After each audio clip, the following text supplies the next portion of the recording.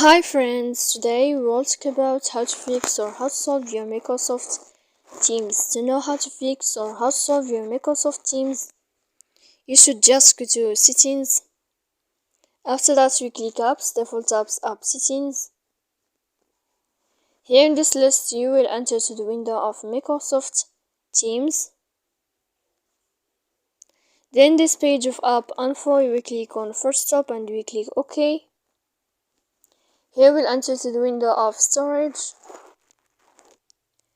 Then we click Clear Cache. Don't click Clear Data because that can cause you errors in your app. And in the end, you can go to Play Store. You can search about Microsoft Teams, and if you will find your update, you can update your app. So please don't forget to support us, bell like and subscribe. See you next time in another video, and thank you for watching.